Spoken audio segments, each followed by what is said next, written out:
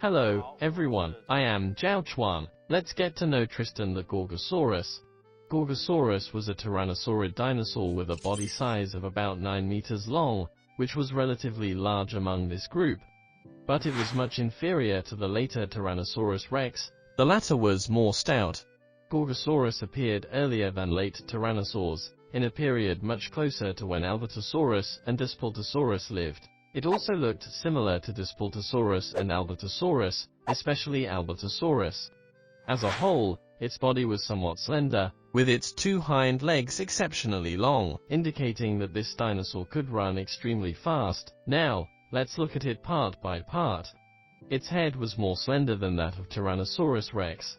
If looking at it from the front or above, you can see that its head is quite narrow, unlike that of the later tyrannosaurs, not to mention the broader one of Lithonex. Its face was more like the somewhat narrow one of Albertosaurus. Although its head resembled the Albertosaurus, it was slightly different in the shape of the skull. The head of Gorgosaurus looked more elongated. The horn-like structures above its nose were less developed than Albertosaurus. There were 2 small lacrimal horns in front of its eyes. These lacrimal horns pointed forward, slightly protruding forward and outward. From this angle, it looks like ears or 2 upturned bowls. Its lacrimal horns were similar to that of Albertosaurus, but its shape was slightly different. Generally speaking, the lacrimal horns of Albertosaurus might be larger and lower, while those of Gorgosaurus looked thinner and sharper. In addition, the eyes of Gorgosaurus were unlike those of Tyrannosaurus rex, which possessed excellent binocular vision. It had limited inconspicuous binocular vision, and its eyes still faced the sides. Its fossilized nostrils were very large, but its nostril openings were actually small, located at the front of the nose. Its mouth could open very wide, probably at a wide angle like this when it was alive. It had delicate teeth, not as thick as T-Rex but sharper. Since we restored it without lips this time, its face was shaped into the feeling of large-scale splicing or chapped, similar to a thick integument covered with scale-like cracks, somewhat close to crocodiles.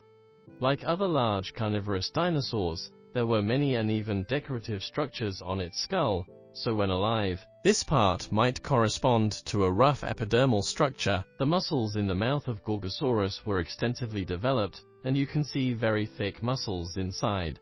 Although its entire lower jaw was relatively slender, the rear end was still quite broad, and there were a lot of depressions on it.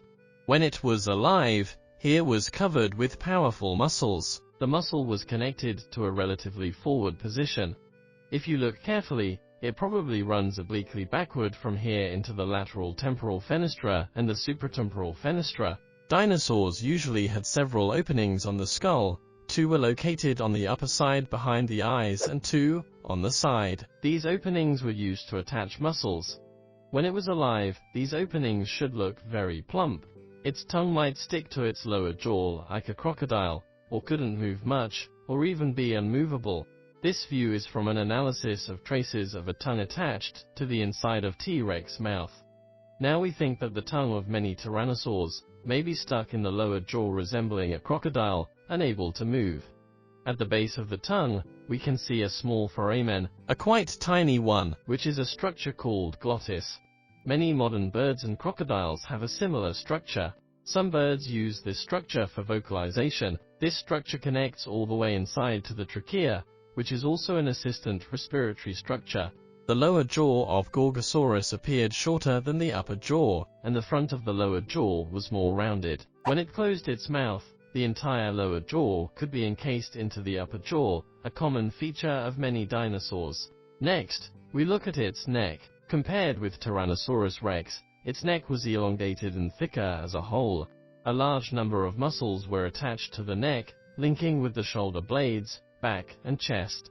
On the side of the neck, 3 very robust upper, middle, and lower muscles were all attached to the back and the front of the coracoid. The larger one on the side connected to the shoulder blade. Here was a triangular muscle that integrated the front fragmented muscles of the neck with the muscles of the back. There were also 2 strong but thinner muscles on both sides of the lower side of its neck, attaching to the coracoid. The set of muscles at the lower part of the neck that wrapped around the throat connected to its clavicle. Its clavicle was similar to today's birds, which was V-shaped, and the clavicle would fix the two coracoids, so that the entire chest structure linked, and the middle was bridged by cartilage, which was of certain elasticity, but firm. Like most tyrannosaurs, Gorgosaurus had very small forelimbs, and it was one of the first tyrannosaurs to be found with 2 digits and intact forelimbs. Its 2 fingers were very slender. Compared with Tyrannosaurus rex, the forelimbs of Gorgosaurus were relatively slender. Its body looked thicker. When viewed from above, its body was very stout, somewhat different from Albertosaurus. Albertosaurus had a thinner body. Its belly was rotund. Many exceptionally well-preserved skeleton fossils of Gorgosaurus have been found. In many specimens, you can see that its complete gastralia formed a huge arc, giving this dinosaur a huge belly. In a general appearance, Gorgosaurus had around a belly like this. In the adult Gorgosaurus, the ratio of its hind thigh to calf was about the same in length, but in some juveniles, the calf was usually longer, and the thigh was slightly shorter. Measured by leg-to-body ratio, its legs were longer than most dinosaurs. When standing, its legs looked very slender, which brought Gorgosaurus a perfect speed, and it was not as thick as Tyrannosaurus rex, so that it could run quite fast. This also proves that this dinosaur could actively hunt and catch some larger animals, such as hadrosaurs or ceratopsians. They could catch up to these animals and run faster. In addition, Gorgosaurus lived in groups, which means they could collectively hunt large animals. Gorgosaurus had a long tail, which was used to balance the body. Its front body weighed almost the same as the back half of its tail, like a seesaw.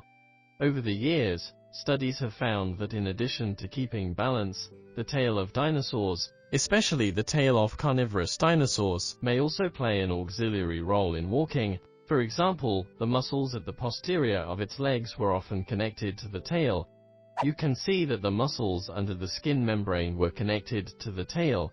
When it swung its tail left and right, its 2 legs could also be driven to move, just like humans run. Both hands must swing when the feet move during human running because the muscles are linked. The force produced by swinging the hands can pull the legs to move. The tail of the Gorgosaurus could also play such a role. When the tail swung from side to side, it could drive the 2 legs to walk, making it more energy-saving. Let's look at its tail. Its tail consisted of the upper and lower groups of muscles, with the boundary roughly here. Its transverse process is located here on the skeleton, with a group of muscles above the transverse process, and a group of muscles below. Viewed from the section view, its tail was pretty rounded with a relatively flat bottom. When alive, the hemal arches of its tail were probably here, and the tail might be more drooping, because dinosaurs would generally store some fat under the tail of dinosaurs, and also, because of the weight, this part will be stretched downward a little. Finally, let's briefly talk about its skin. There is very little information on the skin of Gorgosaurus. It is closest related to Albertosaurus, which has found skin impressions, which possessed many large scales mixed with small ones on its body.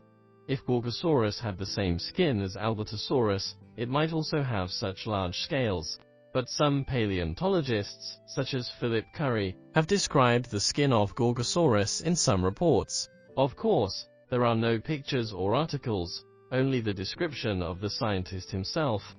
According to his description, Gorgosaurus had very smooth skin without large scales. Therefore, when we restored its skin, we adopted an appearance closer to other tyrannosaurs, and covered its body with delicate scales rather than large ones. This also differentiated its skin from that of Albertosaurus. Good, the above concludes our introduction to Tristan the Gorgosaurus.